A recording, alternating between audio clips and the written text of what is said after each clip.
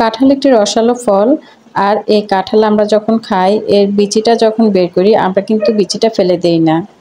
এই বিচিটা কিন্তু আমরা তরকারি হিসেবে বা ভর্তা হিসেবে আমরা খেয়ে থাকি।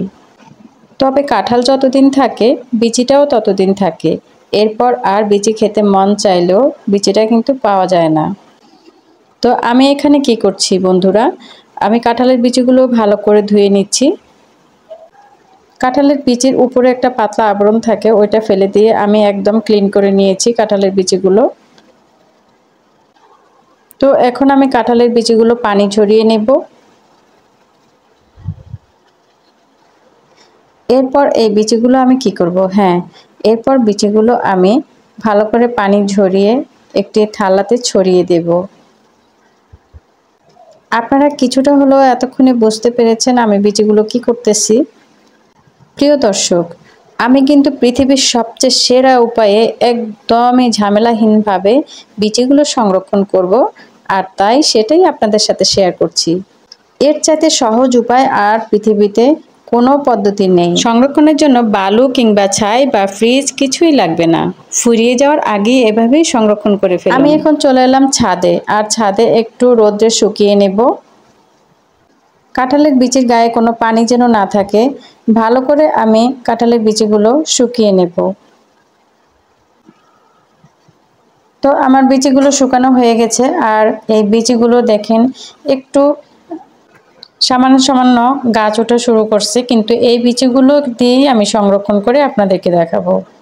আজ আমি যেই পদ্ধতিটা ব্যবহার করব কাঁঠালের বিচি সংরক্ষণে, এই পদ্ধতিতে এই গাছ ওঠা বিচিগুলো সংরক্ষণ করা যাবে, কোনো সমস্যা হবে না।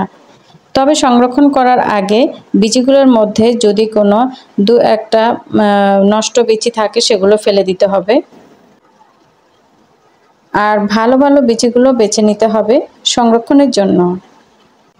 আর এই সহজ পদ্ধতিটা ব্যবহার করে আপনারাও কিন্তু 12 মাস কাঁঠাল বিচি এভাবেই খেতে পারবেন, তরকারি বা ভর্তা হিসেবে যে যেভাবেই পছন্দ করেন। এর জন্য আমি এখানে একটি পলি নিয়েছি। তো পলিটা কিন্তু শুকনো, কোনো মতেই যেন এতে কোনো পানি না লাগে।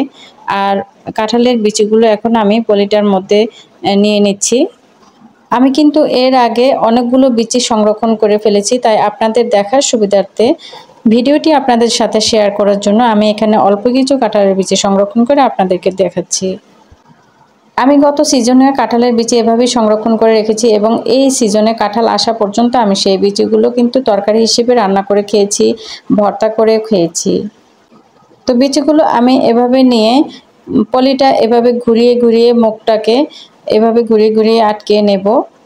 আর পলিতে যেন কোনো চিরা ফাটা না থাকে, ভালো পলি নিতে হবে, ভেতরে যেন কোনো বাতাস না ঢুকতে পারে।